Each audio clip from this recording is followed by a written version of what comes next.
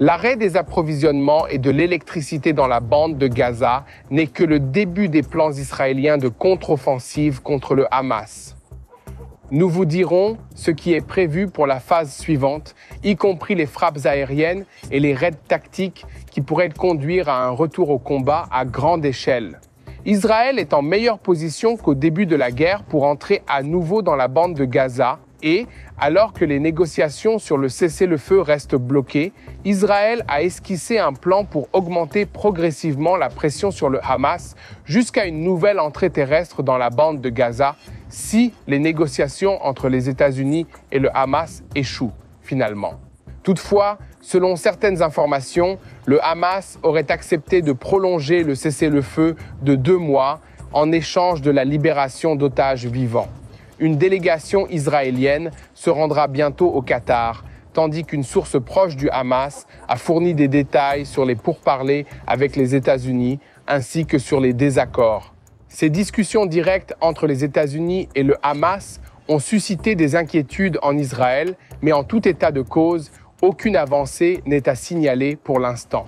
Cependant, suite à l'évaluation de la situation menée par le Premier ministre Benjamin Netanyahou, il a été annoncé qu'une délégation israélienne partirait lundi pour Doha, au Qatar, et le Hamas a annoncé qu'il avait l'intention d'entamer immédiatement les négociations sur la phase B. Pendant ce temps, sur le terrain, les discours à propos de l'Iran résonnent puisque le Hamas et le Hezbollah ont déclaré qu'ils ne renonceraient pas à leurs armes, alors même que des entrepôts de nourriture à Gaza ont pris feu suite à des activités du Hamas. Dans l'arène nord, Israël a lancé sa plus grande attaque au Liban depuis le début du cessez-le-feu avec le Hezbollah. Au cours des dernières 24 heures, 9 sites ont été attaqués avec plus de 20 cibles, dont des lanceurs, d'autres positions du Hezbollah et des dépôts d'armes du Hezbollah. Le plus important peut-être est que le cerveau des efforts du Hezbollah pour reconstruire son infrastructure terroriste au Liban a été éliminé lors d'une frappe ciblée. En Syrie, un spectacle d'horreur s'annonce avec des informations selon lesquelles pas moins de 4000 personnes ont été éliminées dans un massacre perpétré par le nouveau régime djihadiste qui a pris le pouvoir à Damas. Les victimes de ce massacre comprennent des alaouites et des chrétiens et, selon des rapports provenant du terrain, les forces de Tsahal déployées dans le sud de la Syrie pour protéger le plateau du Golan, la région frontalière entre Israël et la Syrie, ont offert leur protection aux communautés druzes de la région et ont également mené des opérations de ratissage pour collecter et démolir les armes laissées par le régime d'Assad. Mati Shoshani, analyste principal de TBN pour le Moyen-Orient, nous montrera ce qui se passe dans notre voisinage et quels sont les derniers changements de pouvoir, y compris la proposition américaine de désarmer le Hezbollah. Il nous parlera également du récent discours du guide suprême iranien dans lequel il a vivement condamné le président américain Donald Trump et les pays occidentaux de manière plus générale. Nous avons beaucoup à dire aujourd'hui, alors plongeons dans les détails. Je m'appelle Yair Pinto et voici votre rapport Boots on the Ground sur ce qui se passe en Israël au 5e jour de la guerre contre le Hamas, le Hezbollah, les Houthis au Yémen, les milices chiites en Irak et tous les autres groupes armés opérant dans cette région sous le contrôle du corps des gardiens de la révolution iranienne qui est à la tête de l'axe du mal au Proche-Orient. Avant de commencer, je voudrais vous inviter à cliquer sur le bouton d'abonnement si ce n'est déjà fait afin de ne jamais manquer un autre épisode de Boots on the Ground. Alors que les pourparlers sur le cessez-le-feu sont toujours bloqués, Israël a tracé une voie pour augmenter progressivement la pression sur le Hamas jusqu'à une nouvelle entrée terrestre dans la bande de Gaza. Le président américain Donald Trump et son envoyé au Moyen-Orient, Steve Witkoff, ont menacé de reprendre la guerre dans la bande de Gaza si le Hamas ne libère pas les derniers otages. Entre-temps, le bureau du Premier ministre a annoncé samedi soir qu'Israël enverrait lundi une délégation à Doha, au Qatar, afin de faire avancer les négociations sur la libération des otages. L'annonce précise qu'Israël répond à l'invitation des pays médiateurs que sont l'Égypte et le Qatar, avec le soutien des États-Unis. L'annonce a été publiée à la fin de l'évaluation téléphonique de la situation transmise par le Premier ministre Benjamin Netanyahou et dans le contexte des pourparlers directs que les États-Unis mènent actuellement avec le Hamas. Ces pourparlers ont suscité des sérieuses inquiétudes au sein du gouvernement et ont donné lieu à de vifs échanges entre les responsables israéliens et américains. Cependant, la délégation israélienne à Doha se poursuit et comprendra des hauts fonctionnaires du Shin Bet, ainsi que le conseiller politique de Netanyahou, Ofer Falk, le coordinateur pour les prisonniers et les personnes disparues, Gal Hirsch, et des cadres de Tsahal et du Mossad. Une source politique a déclaré que la délégation israélienne essaiera de faire avancer le projet de l'envoyé de la Maison-Blanche, Steve Witkoff. Dans le même ordre d'idées, une source israélienne a été citée samedi soir sur la chaîne saoudienne Al-Khaded, affirmant que les pourparlers directs entre les États-Unis et le Hamas n'ont pas donné pour l'instant de résultats. Pour sa part, le Hamas a publié un communiqué indiquant que la délégation avait souligné la nécessité de respecter tous les termes de l'accord et d'entamer immédiatement des négociations sur la deuxième phase afin d'ouvrir les points de passage et de réintroduire l'aide dans la bande de Gaza sans aucune restriction ni condition. L'organisation a également déclaré que la délégation a souligné l'approbation par le mouvement de la création d'un comité de soutien communautaire indépendant pour gérer la bande de Gaza jusqu'à ce que des élections générales soient organisées à tous les niveaux, national, présidentiel et législatif. Dans ce contexte, le portail d'information saoudien Al-Khaded a rapporté samedi soir qu'un accord avait été conclu sur la prolongation du cessez-le-feu temporaire entre Israël et le Hamas pendant le mois de Ramadan, mais Israël et le Hamas ont tous deux démenti cette information. Par la suite, la chaîne saoudienne Al-Khaded a rapporté que le Hamas avait accepté en principe de prolonger de 2 mois la première phase, le cessez-le-feu et la libération d'otages en phase limitée, et de libérer des soldats vivants. Les sources qui ont parlé à la chaîne ont déclaré que le Hamas avait fait preuve de flexibilité lors des négociations de sa délégation élargie au Caire. L'évolution positive des négociations avec le Hamas au Caire a conduit Israël à envoyer sa délégation lundi. Pendant ce week-end, Adam Boehler, l'envoyé du président Trump pour les otages américains, a continué à s'entretenir directement avec les représentants du Hamas malgré les objections israéliennes à ce processus. Un mot d'explication s'impose. Le journaliste gazaoui Tamer El-Mashal, considéré comme un porte-parole du Hamas, a déclaré que 4 réunions directes avaient eu lieu cette semaine entre les États-Unis et le Hamas et que, selon lui, les Américains avaient demandé un accord partiel distinct pour la libération d'un soldat vivant de nationalité américaine et de 4 cadavres. Le Hamas a accepté un accord partiel et a demandé la libération de centaines de terroristes palestiniens emprisonnés dans les prisons israéliennes. Les Américains ont accepté de libérer les 250 prisonniers, dont 100 condamnés à perpétuité et les autres condamnés à de longues peines. Israël a demandé le droit de s'opposer à 50 noms de condamnés à perpétuité et le Hamas a accepté le droit de s'opposer à 10 noms au maximum. Les Américains se sont retirés de la 4e réunion, déclarant que le président Trump voulait des libérations sans compensation. Ce qui semble être sur la table maintenant n'est pas la libération de tous les otages en 2 phases, mais la libération d'un petit nombre d'otages et la prolongation du cessez-le-feu jusqu'à la fin du mois de Ramadan et de la Pâque. Cependant, des sources qui ont parlé avec des hauts fonctionnaires de l'administration ont déclaré que la rencontre du président Trump avec des survivants de la captivité l'a laissé choqué et en colère, et sa directive à l'équipe est que les otages doivent être libérés. Par conséquent, l'administration Trump veut s'assurer de la libération des otages qui détiennent la citoyenneté américaine, en particulier Idan Alexander, mais aussi des dépouilles des citoyens américains qui sont morts en captivité par le Hamas. Mais leur libération n'est qu'une partie d'un accord plus large que l'administration Trump promeut. Si tous ces efforts ne parviennent pas à convaincre le Hamas de libérer les otages restants, Israël pourrait passer à une opération de frappe aérienne et de raid tactique contre des cibles du Hamas. Si cela ne donne pas les résultats escomptés, Israël pourrait alors évacuer à nouveau les centaines de milliers de Palestiniens qui ont profité du cessez-le-feu pour rentrer chez eux dans la partie nord de la bande de Gaza. Enfin, Israël pourrait revenir à Gaza avec une puissance militaire plus importante qu'auparavant dans le but de tenir le territoire et de l'occuper effectivement tout en attaquant les restes du Hamas. Selon des personnes au fait de l'accord, c'est le plan que Tsahal a dans ses cartons. Si cela s'avérait nécessaire, Israël est en bien meilleure position pour entrer dans Gaza qu'il ne l'était au début de cette guerre. Ces stocks de munitions ont été reconstitués, les restrictions et les pressions exercées par l'administration Biden ont été supprimées et il n'a plus besoin de maintenir un grand nombre de troupes à la frontière nord pour se défendre contre une attaque du Hezbollah. De l'autre côté de l'équation, la guerre a détruit la majeure partie de la force de combat du Hamas et la plupart de ses infrastructures, et je parle ici des armes, des installations de fabrication et des grands tunnels utilisés pour relier les sites militaires importants du Hamas dans la clandestinité.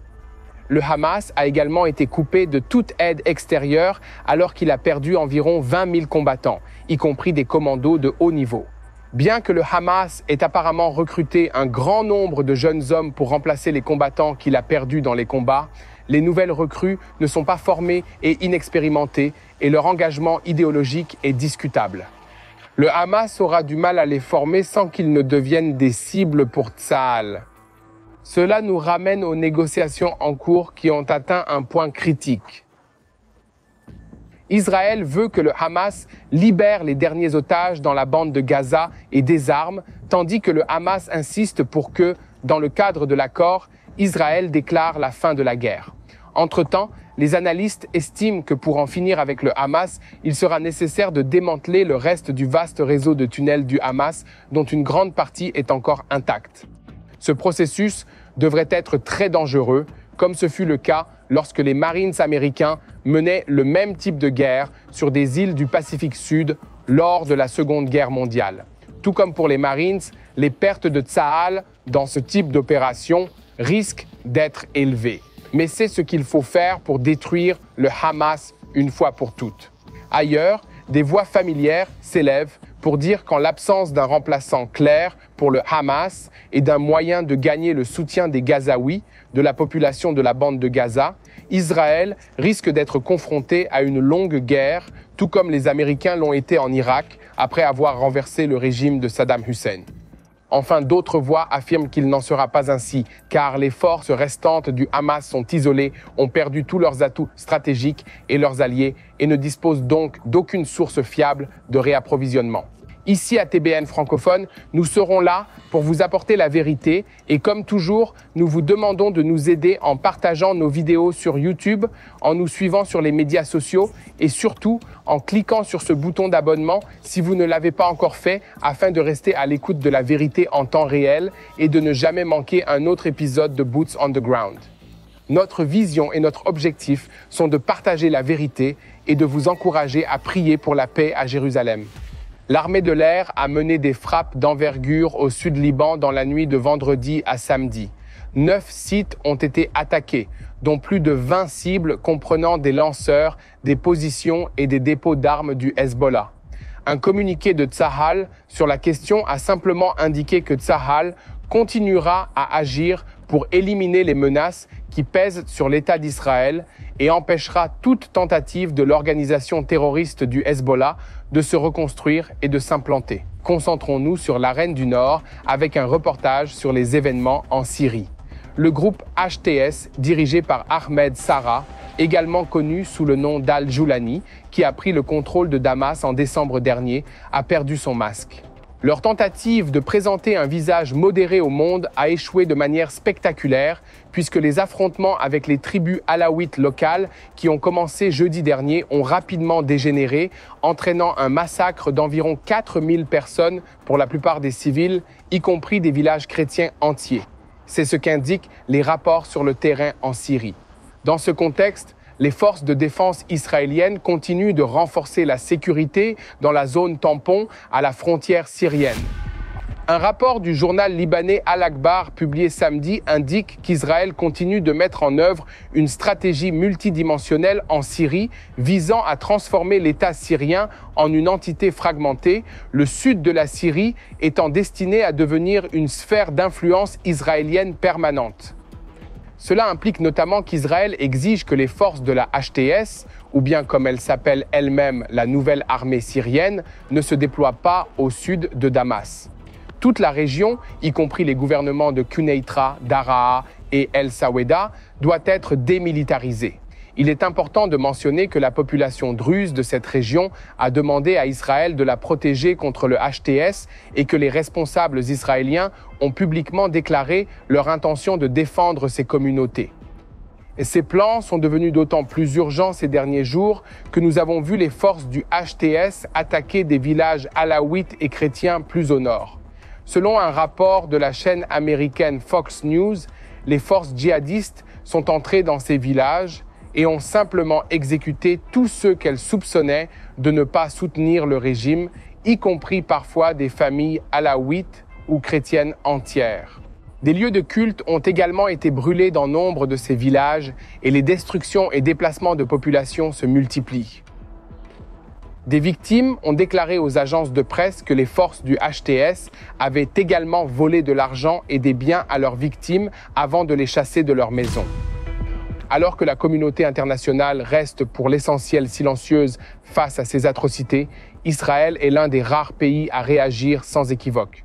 Le ministre de la Défense, Israel Katz, a publié une déclaration condamnant le régime du HTS dirigé par Abu Mohamed al-Joulani, également connu sous le nom d'Ahmed Shara. Dans sa déclaration, M. Katz a affirmé qu'al-Joulani avait ôté le masque et révélé son vrai visage, un terroriste du djihad issu de l'école d'Al-Qaïda qui commet des atrocités contre les civils. M. Katz a souligné qu'Israël agira pour que le sud de la Syrie reste démilitarisé et que la population druze bénéficie d'une protection. Il convient de mentionner que les événements récents concrétisent un avertissement lancé il y a plusieurs mois par le directeur du renseignement national des États-Unis, Tulsi Gabbard. Lors d'une audition au Sénat, elle a déclaré « Je n'aime ni Assad ni aucun dictateur. Je déteste simplement Al-Qaïda. Je déteste que nos dirigeants cajolent les extrémistes islamistes et les appellent des rebelles, des djihadistes qui ont dansé dans les rues le 11 septembre et qui sont responsables de l'assassinat de soldats américains. » Madame Gabbard a été critiquée pour avoir rencontré Assad, mais à la lumière de ce témoignage et des événements récents, peut-être n'était-ce pas une mauvaise idée de sa part. Il est probablement trop tard pour se poser cette question. Quoi qu'il en soit, le reste du monde occidental ne fait pas preuve d'une grande compétence pour réagir à ces événements. Le secrétaire général des Nations Unies, Antonio Guterres, a rencontré al-Sarraj 2 jours seulement avant le début du massacre et depuis lors, il a gardé un silence décisif. Les dirigeants européens se sont abstenus de prendre une position claire, tandis que des pays comme l'Arabie saoudite et la Turquie ont apporté leur soutien au nouveau régime, espérant qu'il apporterait la stabilité à cette région. Ici, à TBN francophone, nous continuerons à vous tenir au courant de l'évolution de la situation en Syrie.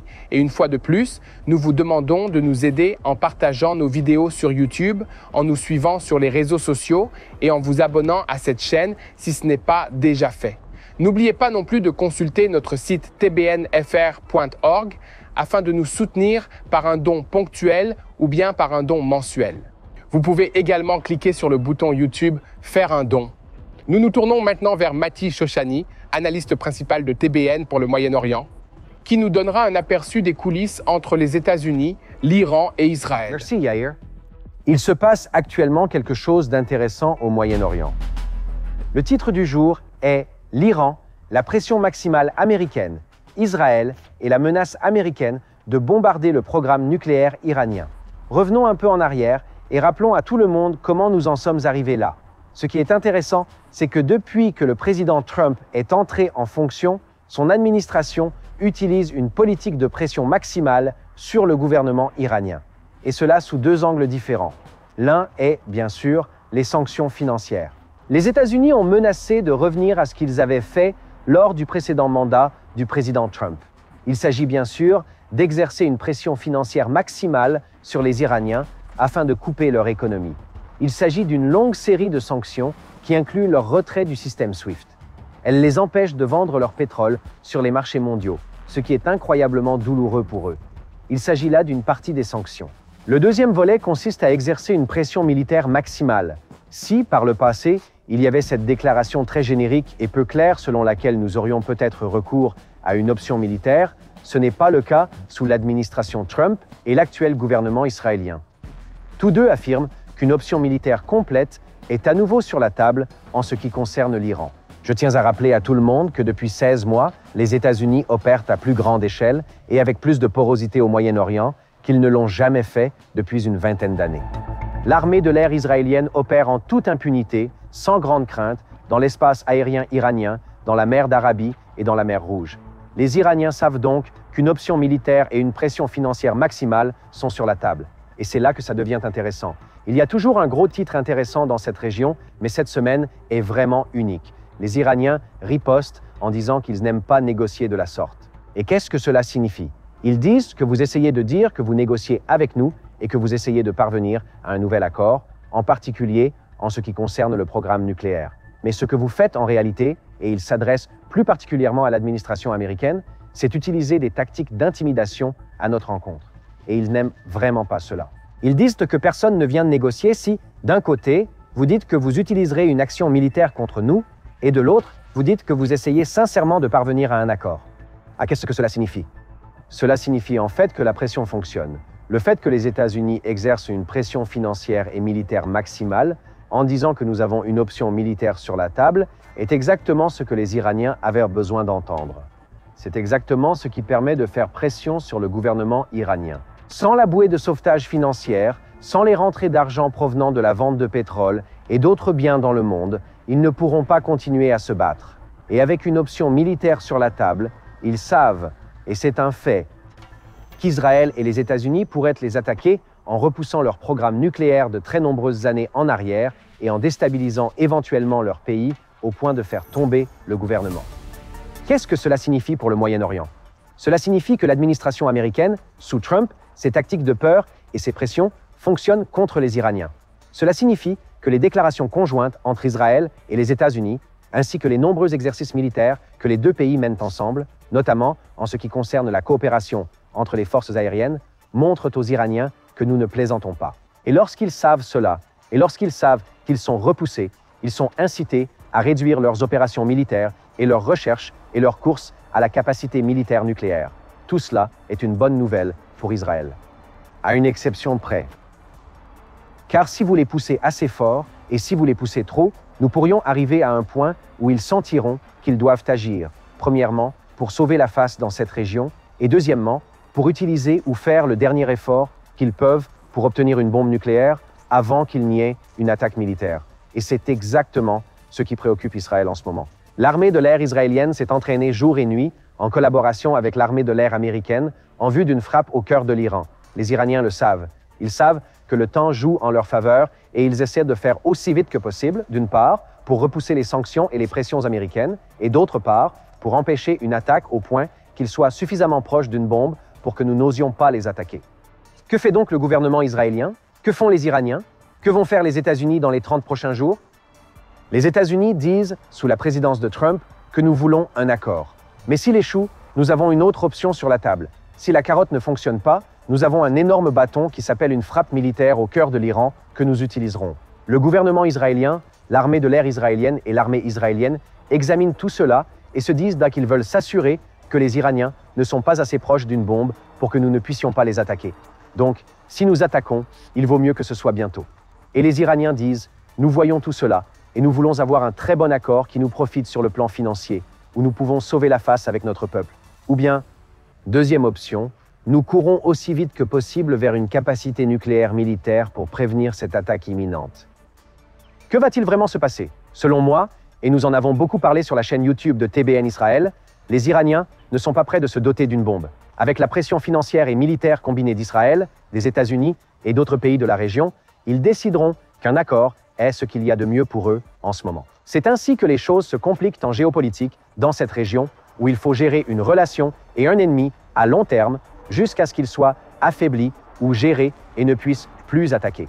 Nous allons suivre l'évolution de la situation. Si vous voulez vous tenir au courant de tout ce qui se passe dans cette région, suivez-nous, partagez-nous et abonnez-vous afin de ne jamais manquer un seul reportage. Nous sommes également présents sur les médias sociaux. N'hésitez pas à nous suivre sur Instagram et Facebook. Et maintenant, à vous Yair Pento. Merci à Mati Shoshani d'avoir clarifié les choses.